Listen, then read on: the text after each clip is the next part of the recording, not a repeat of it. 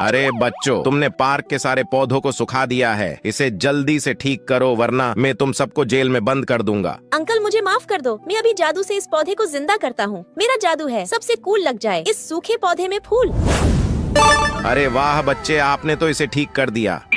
चलो अब तुम्हारी बारी है, जल्दी से अपने पौधे को ठीक करो। ठीक है पुलिस अंकल, मैं अपने पौधे में पानी डाल दूंगी, देखना इससे ये अच्छा हो जाएगा। अरे वाह, मेरा पौधा भी ठीक हो गया। चलो अब तुम्हारी बारी है, जल्दी से अपने पौधे को ठीक करो। अंकल मैं इस पौधे को ठीक नहीं कर सकती। फिर तो तुम्हें जेल जाना पड़ेगा। अरे दोस्तों मेरी मदद करो, जल्दी से ये बटन दबाओ, ये बटन दबाओ। अरे वाह, आप लोगों ने मेरा पौधा ठीक कर